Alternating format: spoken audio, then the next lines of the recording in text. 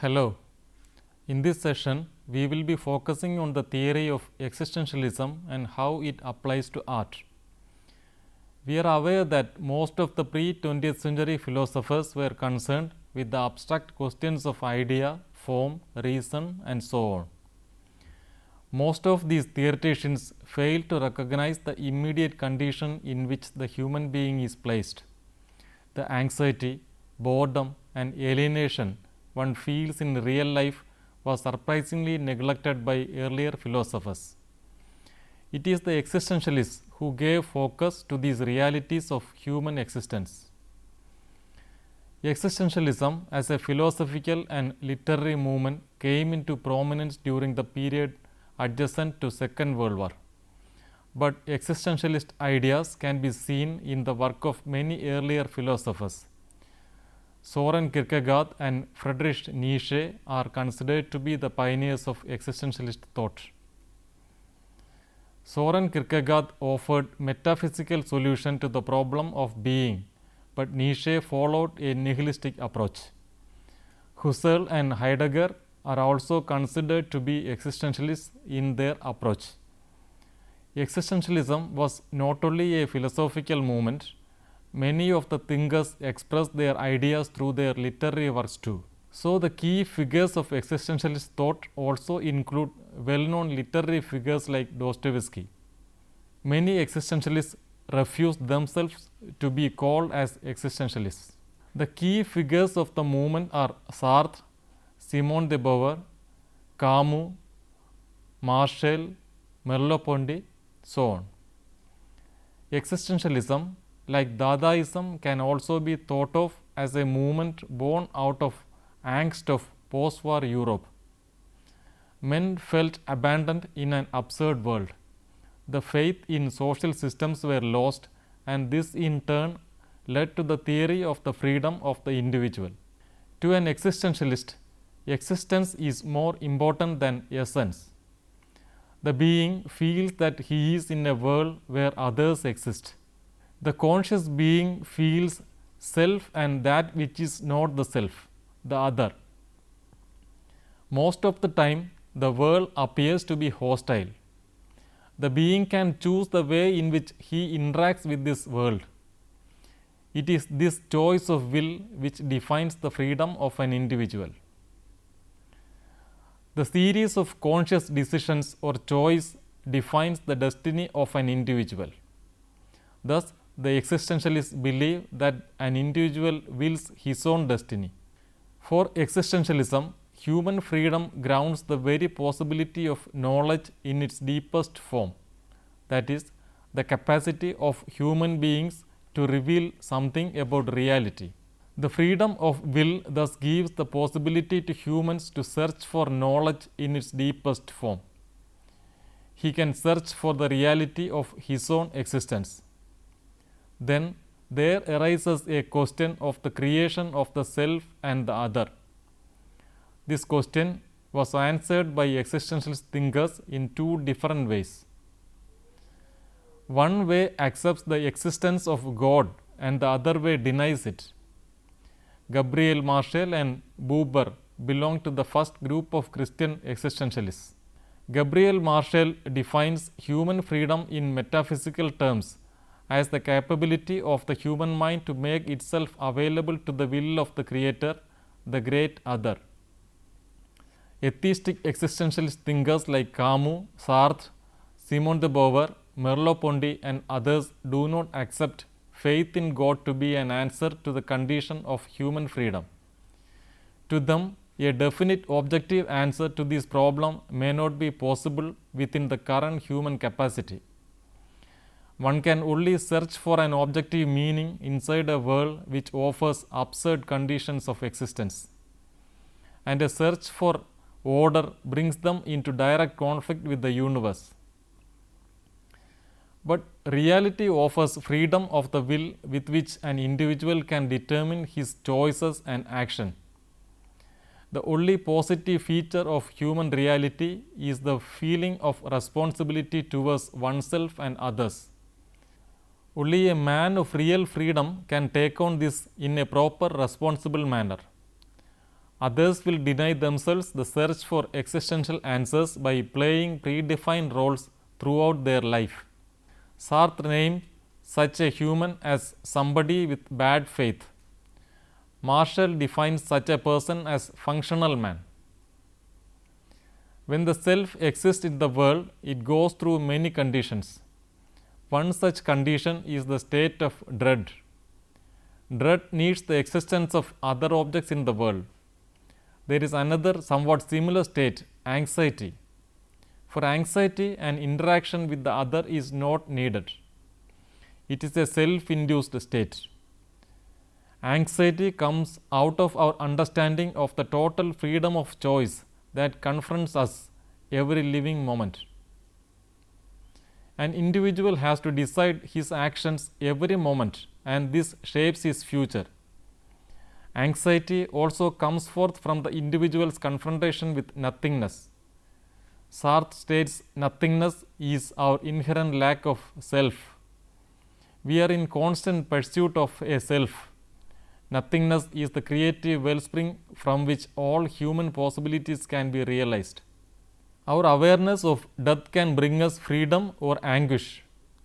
Existentialist philosophers use the Danish term angst rather than anxiety to define the condition of insecurity and despair. Look at the painting presented here. This is a painting done by Edvard Munch, the great Norwegian modern master. For an existentialist, the being and the world are not static but dynamic. Every being is in a state of becoming, in a state of continuous change. The constant flux and momentum of everyday existence, the feeling of pain, dread and angst find expression through this masterwork. Sartre says that every imaginary presentation of the world is an act of a freedom speaking to other freedoms about possible ways of engaging freedom in the world. In this sense, the above painting is also a statement about human freedom. To an existentialist, meaning is generated continuously by the being in its interaction with the other. What an artist does is to impose a structure, a possibility of meaning to a chaotic world and present it within the framework of specificity. A choice of freedom taken by the artist reveals a fundamental existential attitude towards the world, and this attitude finds its expression in the work of art. But it is to be stressed that the manifestation of subjective expression found in a work of art is not that which is essentially important, but the statement of freedom embedded within it. Thus, artistic practice is linked to ethical and political choices. The danger here is that the artist can have a bad faith and base his choice upon it. The stress on decisive subjective choice makes an existentialist work different from an artwork of romanticism. Freedom and self-determination are active notions for the existentialist, while in a romantic work, nature takes over the self-determination of the artist. But existential writer Camus, in his book The Outsider, creates instances where, to liberate oneself from the illusion of meaning, one abandons the self in communion with nature or indulge in eroticism. This may also be taken as a hedonistic escape from freedom due to bad faith. It is the intention of the artist which creates meaning. Imagination is a specific type of intentional activity. The capacity of imagination can be seen as a very clear act of human freedom in deriving meaning. It is an act of creation. It exists in presence and absence. To explain it better, remember that for imagining the other, the presence of other is not needed. The other may be attributed new qualities and transformed into new forms in imagination. In imagination, the absence of the object is embedded together with nothingness. It is absent here and now, thus stands outside space and time. Imagination thus offers freedom than perception. This is the freedom employed by artists through their intentional choice of actions. The artist enjoys the freedom of choice to select certain parts from the other and discard some, give a new order in arranging them. This intentional act creates order and meaning to the represented. So, artistic practice is a visible presentation of human freedom. It demonstrates that humans are capable of recreating a new world from the given world. Imagination happens inside human consciousness. A particular worldview is established by consciousness as an act of its intention to impart structure to the outside world. This is a human faculty related to the capacity of language. An artist is a person who holds a specific world perspective in a coherent way. This distinguishes an artist from a common perceiver. The painting The Scream by Edward Munch may appear to stand in reverse to what we have stated now. It appears to have dissolved the ordered structure of the world and introduces chaos. It is not so. Edward Munch has created a new order. He gave form to the chaos of dread and angst one feels. Imagination alters the forms of the world to a more meaningful expression of its real nature. Munch is a creator of a new order, a new style with a coherent worldview, and it is a pure expression of human condition.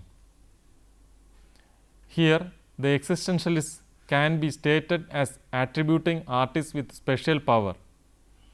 This theory may appear in par with the Romantics' theory of genius, but the existentialist artists are theoretically placed at a position of failure. Expressive activity can only be an attempt of the expression of human freedom. It succeeds only in imagination. In real world, it will fail because sensory perception presents a world wherein there is too much to reveal.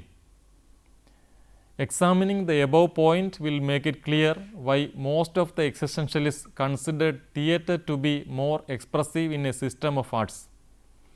It is imagination contained within real world. Sartre has also made a sharp differentiation between an artisan and an artist.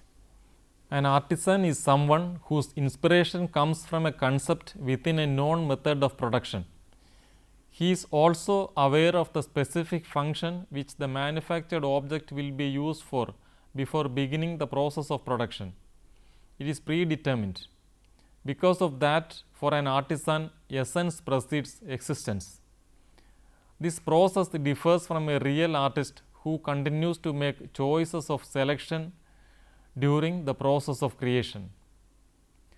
The traditional religious theory of creation of the world also follow the artisan pattern. According to Sartre, God in traditional religion is conceived to be a craftsperson. The art critic Harold Rosenberg, while talking about existentialism in relation to abstract expressionism, stated that a painting is a metaphor of life where every decision has to start something new. This viewpoint is somewhat different from the pessimistic view on subjectivity opted by most of the atheistic existentialists. Because of their allegiance to human subjectivity, they rejected the idea of abstraction and preferred representation in art. Accordingly, art with human figuration is considered closer to the leftist position proposed by existentialists like Sartre. Sartre's famous book Nausea centers around the theme of the body. A human subject is aware and tormented by the existence of the body. Likewise, the body of the painting, the real material with which it is made, became a theme in itself for artists. This started during 1900s in the Fauvist movement. Later art movements in Europe, contemporary to the important existential thinkers, can be seen to ponder similar existential questions. An important group of this period is the Cobra group. Cobra artists never tried to idealize the human condition or present an abstract reduction of reality. They used figuration to express the horror and boredom of living.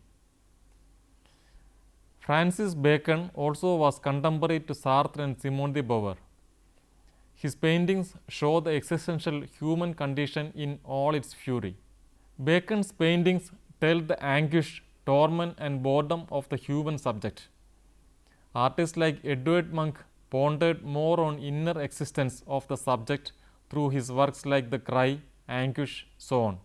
In Bacon, we see that the body in its physical and material form is tormented by the physical world through the conflict. He has painted more than 30 versions of Pope Innocent X, a painting done by Velázquez in 1650s. The 17th century master paints the Pope to be in calm repose. In Bacon's 20th century version, the figure is transformed into a representation of torment. Giacometti is also considered to be a prominent artist whose works contain existential anguish. It was Sartre who wrote a preface to his exhibition of 1948. In it, Sartre states that Giacometti's figures represent the human. They are the epitome of existentialist humanity, alienated, solitary, and lost. But Giacometti never claimed himself to be an existentialist. Other artists like Jean Dubuffet, Jean Fortrier, and Waltz also became associated with existentialist philosophy at the time. A painter who is contemporary to us and is significant in terms of existential thought is Anselm Kiefer. His artworks stand more closely towards the metaphysical school of existential thought. But as a dialectic contrast, he experiments with material. One example is the sculpture of a cloud which was created by using the metal lead. Only the form of the object is retained and its subjectivity totally altered. Existentialist elements found in all these artists may be summarized as follows. They abandoned the contemporary trend of abstraction to go back to representation. Questions concerning the body and material found expression in these works.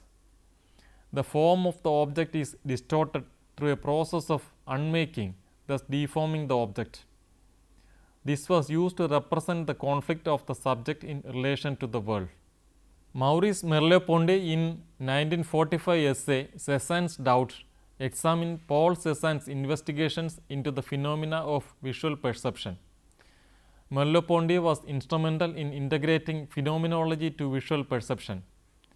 Sartre has already done the primary work by integrating certain elements from Husserl. In this essay, Merleau-Ponty argues that the perspective we feel to be real in living is not scientifically geometric, and Cézanne discovered this fact through his post-impressionistic experiments. In this argument, Ponty is advancing the theory of Husserl. Merleau-Ponty's treatise, The Phenomenology of Perception, published in 1945, influenced the later movement of minimalism. Before concluding our session, let us also examine some points of criticism raised against existential thought. It is hopelessly pessimistic in its approach to the question of human existence. The arguments are totally individualistic and isolationist and permits unreasonable freedom to the individual. But a real understanding of existentialist thought will reveal that it was mostly a phenomenological movement. Ethics was given only secondary importance. Above all, the freedom it dealt with was responsible and not hedonistic or destructive. Existentialism was a humanistic movement. It considers subjectivity only as a starting point. Sartre states in treatise, existence is a humanism. What man needs is to find himself again and to understand that nothing can save him from himself, not even a valid proof of the existence of God. In this sense, existentialism is optimistic. It is a doctrine of action, and it is only by self-deception, by confining their own despair with ours, that Christians can describe us as without hope.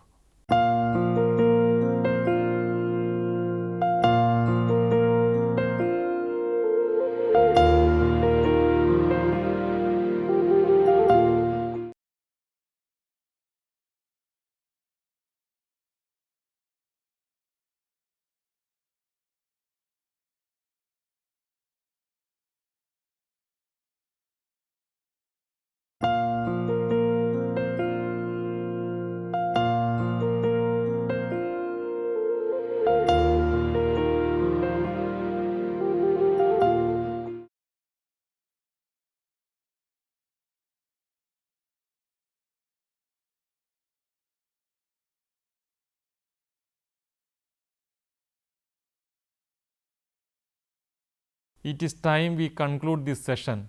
Bye till we meet again.